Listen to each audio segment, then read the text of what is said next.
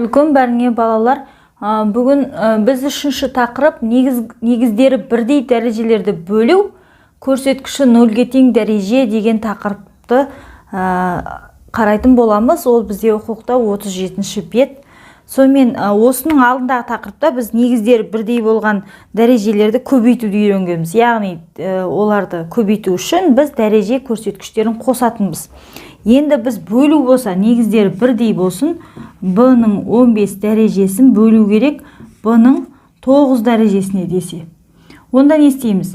Бөлуді біз білеміз, жай бөлшекке айландырып жаза аламыз. b-ның 9 дәрежесінен b-ның 15 дәрежесі деп жай бөлшекке айландырып жазғаннан кейін барып бөліміне тиіспейік, себебі ол жерде кіші дәреже тұр.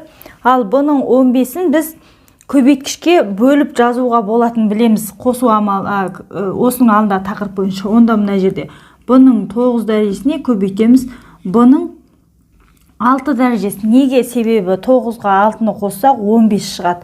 Осылай көбейткішке бөліп алдық. Бөліп алғаннан кейін енді асты үстіне қарасақ, алым мен бөлімде ұқсас мүше бар. Яғни b-ның 9 дәрежесі мен b-ның 9 дәрежесі кетіп қалады, бірдей болғандықтан. Сол кезде қалады осы есептен b-ның 6 дәрежесі. Енді есептің басы мен аяғына қарайық. Бөлуден шешім мынандай болып шықты. Яғни 15 дәрежесін 9 дәрежеге бөлгенде b-ның 6 дәрежесі шықты. Осы жерде мынандай шешімге келеміз. Кез келген санның n дәрежесін сол санның n дәрежесіне бөлген кезде біз орындайтын амалымыз дәреже көрсеткіштерін азайту екен. Шынында да 15-тен 9-ды азайтсақ 6 қалады. Міне, осыдан кейін біз негіздері бірдей сандарды, дәрежелерді бөлген кезде біз дәреже көрсеткіштерін азайтатын боламыз. Енді мысалға a-ның n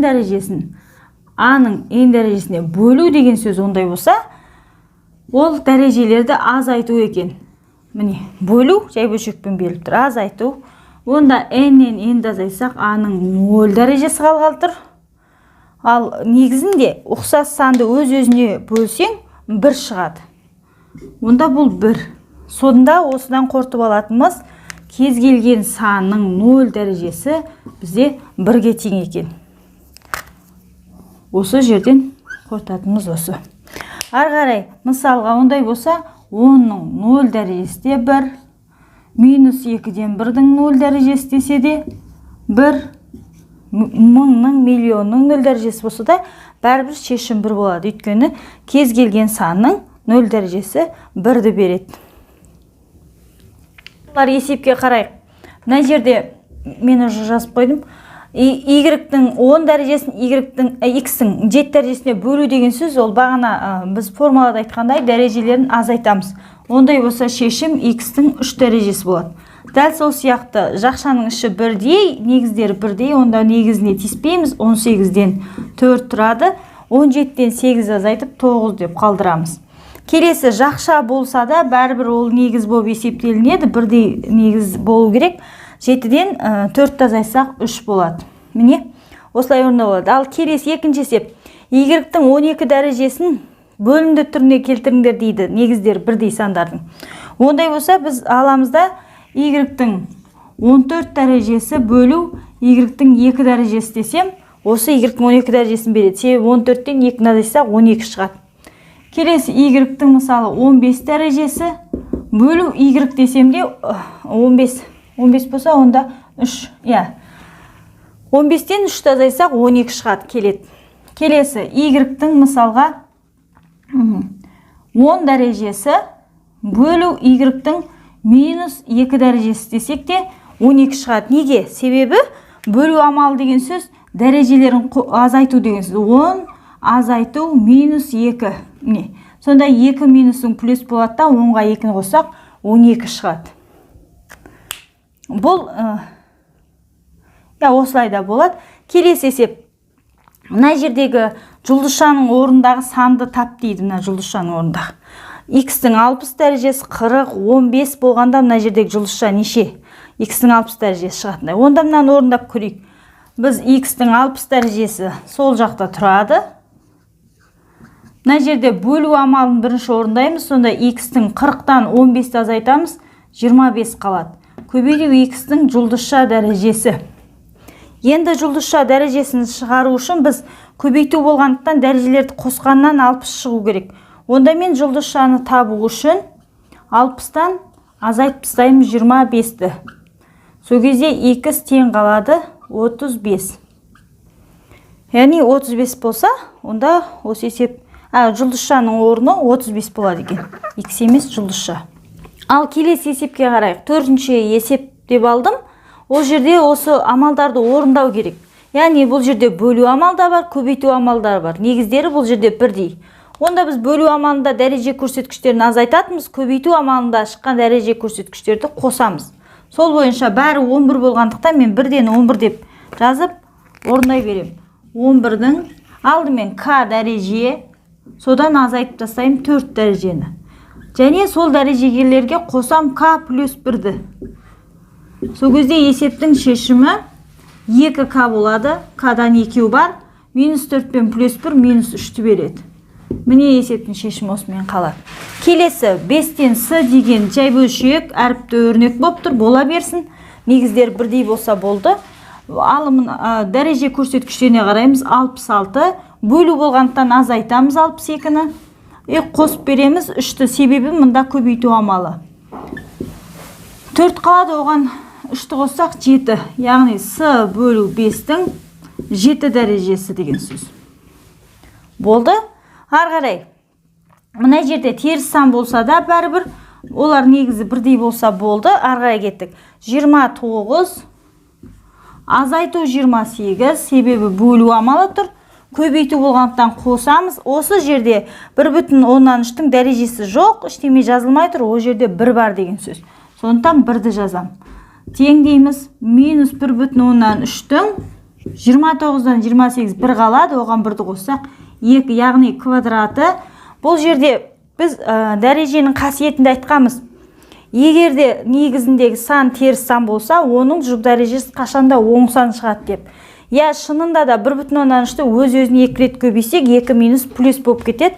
1,3-тің 13-тің квадраты 169, 2 орын үтір ажыратамыз. Сонда 1,69 болады деген сөз. Келесі, егер осылай дәрежелерін ары қарай есептеуге келсе, есептеп қоямыз. Енді өте көп дәреже болып жатса, мынандай әріпті дәреже болса, онда осы үй қалады. Өте көп дәреже болса да қалдыруға тура келеді. Ары қарай, мына 5-ші есепті айтады. Берілген өрнектерді салыстыру керек. Яғни 4-тің дәрежелері мен 2-нің дәрежелерінің арада бөлу амалы. Онда алдымен жеке-жеке екеуінің астына есептейміз. Мұнда 4-тің 5-тен 3-ті азайтамыз, 2 дәрежесі қалады. Мұнда 2-нің 8-ден 6-ны азайтамыз, тағы да 2 дәрежесі қалады. Енді екеуін салыстыру оңай, себебі дәрежелері бірдей болып тұрса, негіздердің үлкен болады. Немесе оған әлі жетпедік, сондықтан дәрежелейміз. 4-тің квадраты бізде 16, 4-4-ке көбейсек, 2-2-ге көбейсек 4. Яғни үлкен сан жағы өрнектің үлкендігін білдіреді. Мына жағы үлкен, значит, мына жағы үлкен деген сөз. Ал балалар, мынау 6-шы есепке келейік. Бұл жерде амалдарды орындау керек. Амал дәрежелер бар, көбейту амалдары бар. Жай бөлшек болғандықтан ол жерде бөлу амалы тұр деген сөз. Соның 2 түрлі жолын көрсетейік. Бірден, егерде бәрі негіздер бірдей болса, онда мен бірден минус 6-дан 1-ді негізін жазып, дәрежелермен жұмыс жасай аламын. Дәреже көрсеткіштермен. Мұнда 25, көбейту болғандықтан барлық дәреже қосылады. Мына жерде алымында қосу 16. Азайтам, өйткені бөлу амалы тұр. 8, азайту болғандықтан 49-ның алдыда минус қауысады. Тең десек, сонда минус 6-дан 1-дің мына жерде қалу керек неше? 3 дәрежесі. Осының бәрін азайтып қосып болғанда 3 дәреже қалады. Ары қарай, сонда енді қараңдар. Мына жерде сан негізіндегі сан теріс сан, дәреже тақ болып тұр.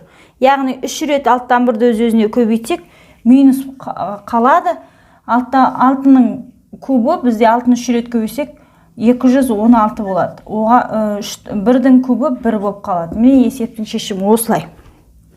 Енді олай істемейміз десек, тағы да бір тәсілі бар. Яғни оны астыңғы жағына көрсетейін. Не істейміз? Өрнек берілген жерінен біз қысқартулар жүргізе аламыз, себебі мұнда көбейту амалы. Сондықтан дәрежесінің кішісі толық кетеді. 16-дан 8 азайса орында 8 қалады. Сол сияқты үстінде 19 бар екен, толығымен кетіріп 49-дан 19 азайсақ мұнда 30 қалады. Және сол сияқты 25 пен 30-дан 25-ті толығымен кетіріп 30-дан 25-ті азайтқанда 5 қалады десек, десек, сонда есептің шешімі былай болады. Минус 6-дан 1-дің үстінде 8 дәрежесі қалды.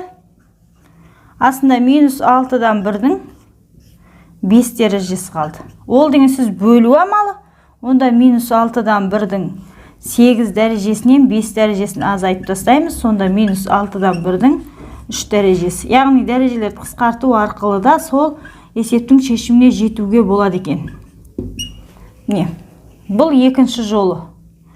Екінші тәсілмен есептедік. Мынау бізде бірінші тәсіл. Яғни бірден дәрежеге кетуге болады, немесе қысқартулар жүргізу арқылы да